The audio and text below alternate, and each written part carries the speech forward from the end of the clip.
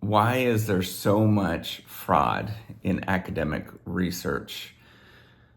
I'm going to be talking about that today. And after, I'm going to provide some solutions that you probably don't agree with, that I think are really incredibly important.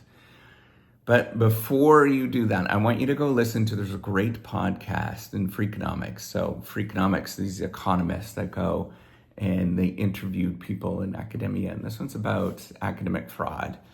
And some of these folks I know of, they're in my general area of decision making that they talk about. And I want to talk about what is going on there. Why is it that it's easy to commit fraud in academia? And the truth is that nobody really knows what we're doing, right? Like in general, even the researchers themselves really don't know what they're doing. And we're grappling in this very murky area. It's called the ambiguity, it's called uncertainty. This is where you don't really know the cause and effect of how things actually happen. And so there's been a great deal of push in the last little bit about how do you identify the cause and effect of how something happens. Now, the challenge is that even when you do this and you have the scientific peer review system, there's a lot of incentives that are aligned where there's people making serious money, including myself, that are making serious money in this particular area. And if you do things that get you ahead just a little bit, sometimes you actually do make more money from that. You get more prestige. And I'm going to tell you this right at the get-go, that I often feel like I'm a fraud. You can watch many of my videos where I go in and I talk about this. I often feel I don't think I'm making the right choice. I often feel like a failure. I have all of these negative emotions because I don't know what I should do most of the time. And we all feel like this in this domain. And some of us just have a higher propensity to follow in different routes that are just a little bit more enticing than other people. And it is scary for me. I don't know what the right answers are most of the time. I am always confused when I look at the things that I'm looking at. And it looks like I should go in this particular direction, but then it looks like it's supposed to go in this other direction. And often what happens is that you get data that does not conform. It does not fit with what you're expecting. There's this theory that the world is supposed to go like this. You look at the data and the data does not hold. And it tells you something completely different. And when you do that, you feel like a failure. You have all of these negative emotions that come on and you think like, this is not supposed to happen. And so in order for us to reconcile this, an expedient way is to make adjustments as much as we possibly can. But there's a tricky thing that happens though too, that is actually doing good science sometimes as well. And this is where it's really, really challenging. So sometimes it is, you need to do those things to see what you're trying to see, to add different transformations, all this kind of stuff. This is what it means to do good science, is to often take a deeper dive than a superficial look. And so the challenge becomes, how do we disentangle people that have an incentive to do fraudulent behavior? So I'm not going to say anybody that I know, right? Unless you go to the court of law, I'm never going to tell anybody that they've done fraudulent things unless it was actually proven in the court of law, because I don't know. That's why we have the court system. They don't even know, right? And we need to have that benefit. We need to know without a doubt whether that actually was committed. And we can't. It's a hard problem. So we have instead a system that rewards heavily people that get ahead by all means necessary. And we also have it, the only way that it's protected is based on social norms, sort of invisible things that whether you should or shouldn't do this particular thing. And I'm going to tell you this right now, that none of this is clear. Right? Nobody knows what they're actually doing when they're in the mix. And when you're doing it, there is this tremendous incentive that I feel, that many people feel, that, man, I just need to get this thing done.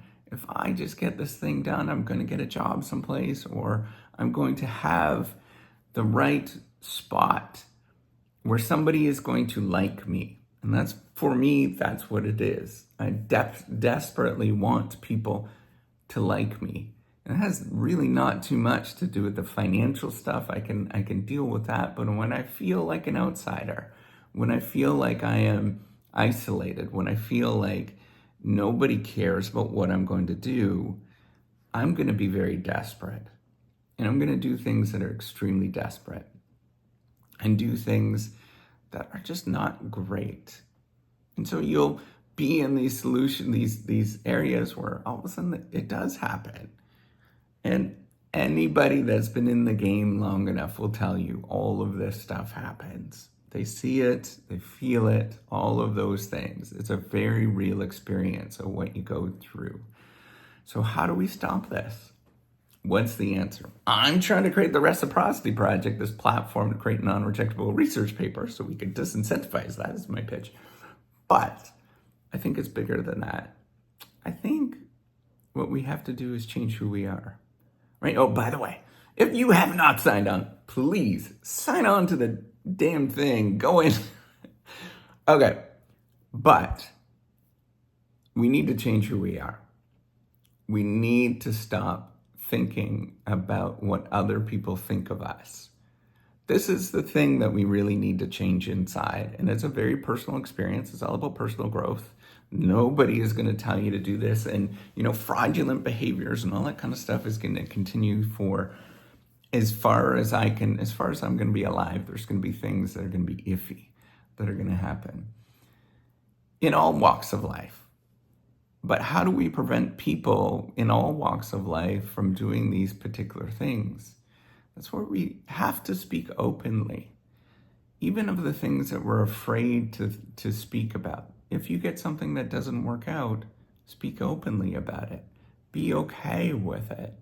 People are going to reject it, and you might not get that job, and all of those things that you're feeling. Oh, well, at least you tried your best. And I know that you're watching this. Some of you understand it.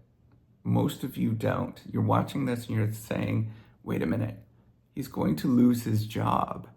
He's not going to have the income that he wanted to. And trust me, I know, I went through this. I graduated after 5 years of my PhD, did 5 years of my undergrad at a prestigious university in engineering. Then I did 2 years of a master's program, and then another 5 years of a PhD, and I could not get a job. So I know that feeling. It took me 2 more years to land a job that people would consider as legitimate and not made up. I know that feeling.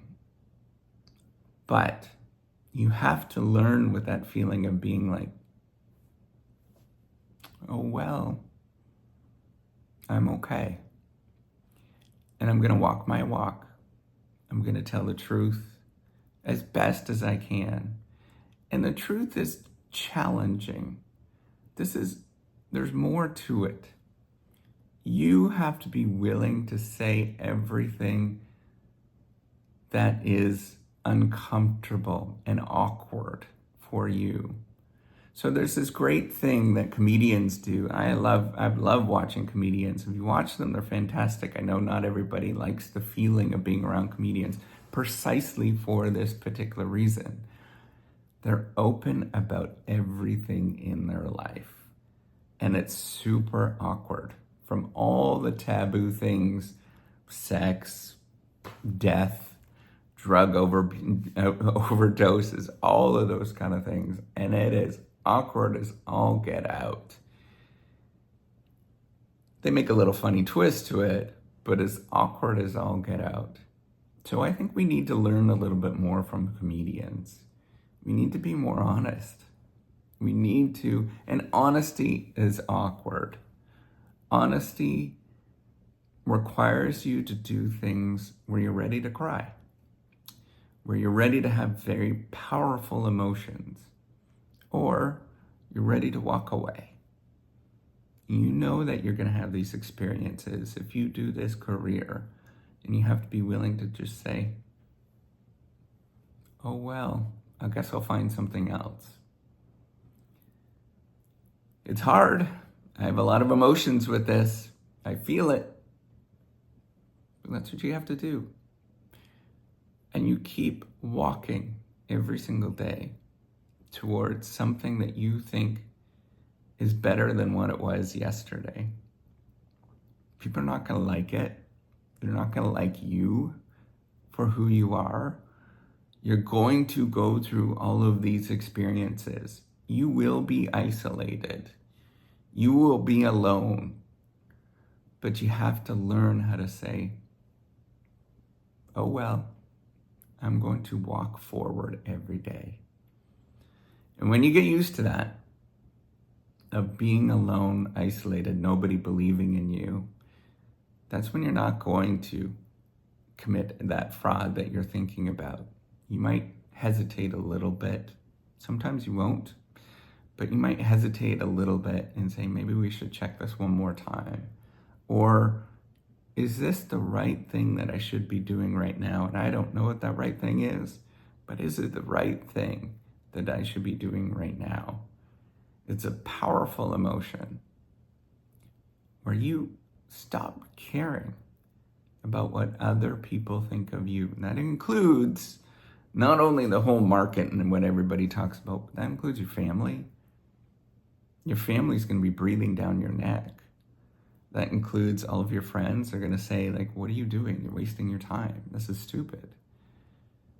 But you walk forward every day knowing that you're trying and you're doing your best. And that's it. And you walk away. They don't like it. You walk away. You go find something else. You are freaking awesome. And don't let anybody take that away from you. And you have to be willing to have that inside. That's it. All right. Take care and have a wonderful day. Bye.